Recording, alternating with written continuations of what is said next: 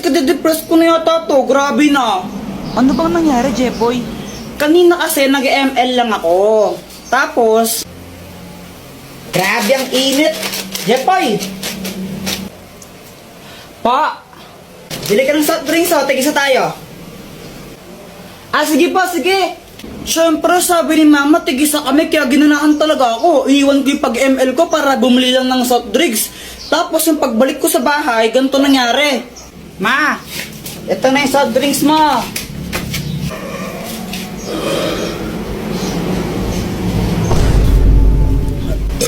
Mama, gusto ko rin yan. Ay, hala anak, naubos ko na yung sa akin. Hingin ka na lang Kuya Jepoy mo. Oh, bumili ka ng sayo. Ew, gusto ko buo. Psst, Jepoy, bigay mo na lang sa kapatid mo yan. Ayoko. Ibigay mo na nga lang sa kapatid mo yan. Ayoko. Mama. Ano ba, di ka ba nakakaintindi? Gusto mo nga pasimpa kita? Ikaw yung kuya, dapat ikaw yung umiintindi sa kapatid mo.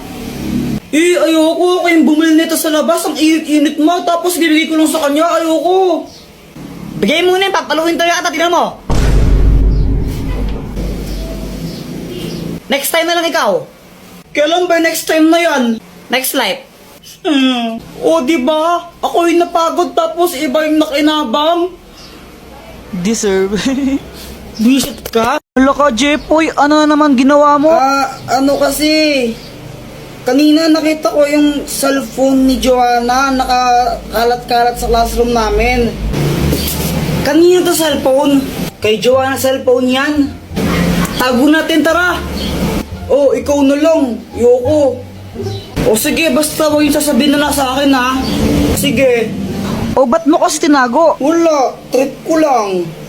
O pagkatapos nun, ano na nangyari? Ayun, hinanap ni Joanna yung cellphone niya sa amin tsaka sa mga klase ko. Kuya Jepoy, nakita mo ba yung cellphone ko? Hindi namin nakita. Diba hindi natin nakita? Oo, hindi ko alam. Hindi namin nakita. Hindi namin nakita yung cellphone mo. Hala, saan na napunta yung cellphone ko? Ibigay niyo na yun. Uy, yung cellphone daw ni Joanna, ibigay niyo na. Hala, lagot kayo. Umiyak na si Joanna. Bigay niyo na Ma'am, yun. tinago po nila cellphone ni Joanna. Class, sino kumuha ng cellphone ni Joanna? Umamin na. Walang gustong umamin, ha? O sige, walang uuwi hanggat di nababalik yung cellphone na yun, ha? Meanwhile, Wala pa rin amin? O sige, papakalkal ko rin yung mga bag nyo, ha? Ma'am, ito po. Joanna, yun ba yung cellphone mo? Opo. O sige, pwede na kayo umuwi lahat. Except Jepoy, maiwan ka dito. Yan, ikaw kasi, deserve. Di wow.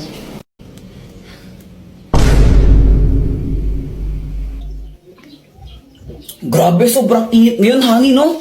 Honey, bawal-bawalan mo nga si Jepoy sa panonood yan ng Encantadia. Ha? Okay naman yung Encantadia, hindi naman yun bastos or malaswa na palabas. Oo, pero ano kasi O bakit mo binabawal na panoorin yan? Gusto niyo yun eh. Pero kasi yan na naman tayo eh. Ano nga kasi? Kapag gusto ng bata, binabawal mo, kaya lumalayo yung loob ng bata sa atin eh. Makinig ka muna. Wala nang ginawa si Jepoy buong araw kung di ba nanood ng Encantadia. Papabayaan niya yung pag-aaral niya, yung mga assignment niya, hindi niya na ginagawa. Nanonood lang siya ng Encantadia buong araw. Ganun ba? Ba't di mo sinabi agad? Kaya nga pagsabihan mo ngayon na, kung di tatamaan ka sa akin. O sige, ito na. Babawalan ko na. Sige pa.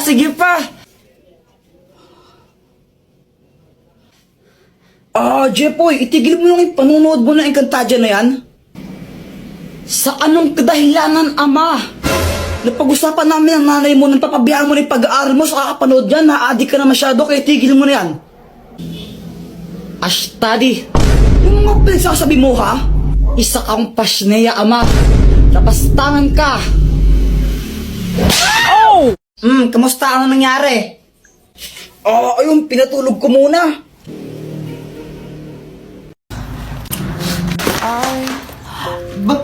Bakit mo ako tinulak? Wala lang, naiirita ako sa'yo eh.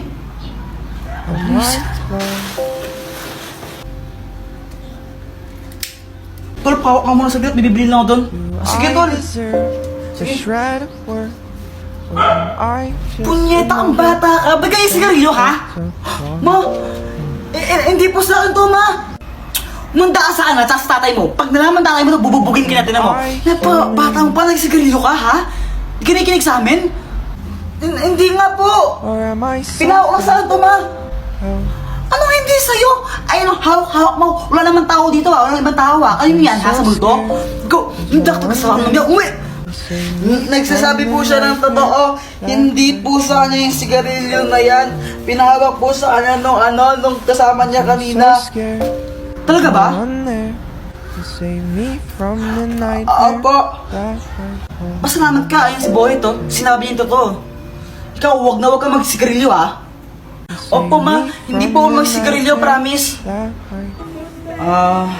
Buti sinabi mo yun. Kahit may ginawa akong hindi maganda sa'yo. Sinabi ko lang yung totoo. Tsaka ayoko tang mapahamak ng di mo naman talaga ginagawa yung kasalanan na yon. Sorry, Boyet, ha? Okay lang. This was the very first page, not where the storyline ends. My thoughts will echo your name until I see you again. These are the words I held back as I was leaving too soon. I was enchanted to meet you. Please don't be in love with someone else. Please don't have somebody waiting on you. Please don't be in love with someone else. Please don't have somebody waiting on you. Guys, alam niyo ba yung lola ko? 60 years old na siya pero ang lakas-lakas pa rin niya. Yun lang, wala yan sa lola ko. Yung lola ko, 75 years old na, pero malakas pa rin. Ha? Yun lang, wala yan sa lola ng lola namin ni Joanna. Diba, Joanna? Oo nga, yung lola ng lola namin, 300 years old na, pero malakas pa rin siya. Nag-gym pa nga siya eh. Weh, ano ba yung lola mo, multo? Hindi siya multo, aswang siya! Mga apo, kainin tayo, dalihan nyo. Sama nyo na rin yung mga kaibigan nyo. Nakaredy na yung pagkain doon. Ay! Hi, Jepoy, gumising ka na. Bakit ba, ma? Naihi ka na naman sa shirt mo, panaginip po kasi umihi ako. Ay, Jepoy! Tingin naman akong kinakain mo. Ayoko. Ay, ang damot mo naman. Ay, Jepoy! Patikim naman ako ng kinakain mo. Samantha, ito, kuha ka. Sige, thank you. Ay, wow, pag si Samantha binibigyan mo tapos ako hindi, no? Wala kang pake. Fake friend. Saan naman tayo next? Tara, dito naman tayo mga Rolin. Dito naman. Diyan, itinan mo ang liit ng bahay, tapos parang kuripal pa may-ari ng bahay din. Tapos tinan mo naman yung Christmas light nila. Parang titi. Mayaman naman yung may-ari nito eh. Tara na. Sige na nga, tara na. Bakit ito? Tangat mga boses, parang... patawad! Patawad daw? Hindi, kulitin natin yan. Pwede yan. Sige. Ano ba naman? Ay! Patawad yan, di ba? Thank you. Thank you. Sinong barat ha? Hoy, mga bata kayo. Okay class, pwede na kayong mag-recess. Sa wakas, makakain ko na to. Tol, kainin na natin yan. Besh, patikim naman. Hala, Boyet, buksan mo na, tikman natin. pati ikaw ma'am. Buksan na natin to.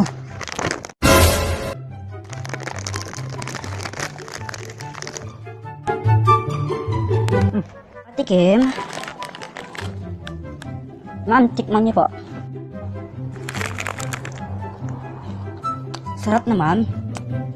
Thank you, Boyet. Guys, bukas practice natin 1 o'clock PM ha. Sige. Okay. Tomorrow. Hello. Tol, malapit na mag-alauna. Nasaan ka na? On the way na, Tol. Tol, 1:30 na. Nasaan ka na?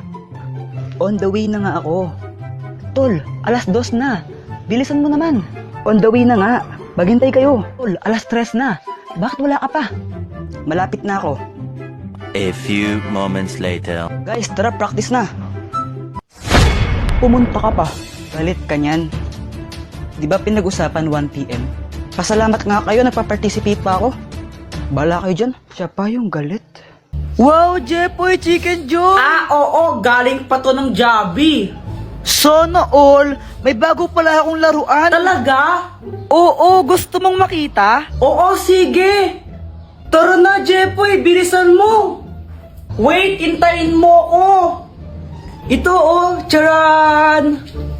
Anong kayang gawin yan, Boyet? Oh, kaya na tong lumipad. Talaga? Sige nga, paliparin mo. O sige. Hui! Napunto sa bubong. Patay ako! Okay lang yan, Boyet. Pabili ka na lang ulit ng bago. Mayaman ka naman eh.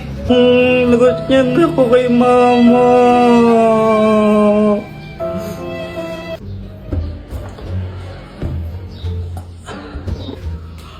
Hala, nawawala yung chicken ko! Hala, nasan na yun? Joanna, nakita mo ba yung fried chicken ko dito? Hindi. Dito ko lang nilagay yun eh, nawawala. Di ko alam sa'yo, ba't ako tinatanong mo? Siguro ikaw yung kumain, no? Ha? Hindi, no? Eh, kunwari ka pa, eh, ba't nawala yung chicken ko dito? Kanain mo lang yan, eh. Kuya Jepoy, no? Parang ang ewan. Di naman talaga ako yung kumain ng fried chicken mo, eh. Eh, ikaw lang naman yung pakalanera dito. Oh, bahala ka. Basta sinasabi ko naman talaga yung totoo. Visit ka! Visit ka, Joanna. Balik mo yung chicken ko. Bayarin mo yan. Hindi naman talaga ako eh. Bayarin mo yan. Bayarin mo yan. Hay! Hindi na kayo nag-aaral, no? Pag kami sibigay nga pa, payuin ko kayo. What?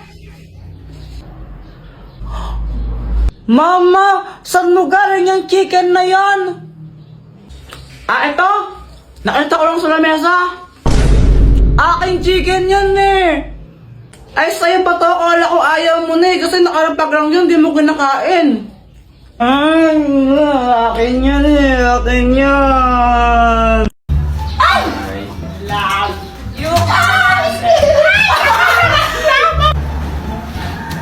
Ay, Samantha. Oh, bakit, Jepoy? May sasabihin ako sa'yo. Ano ba yung Jepoy? Ano crush mo ko, no?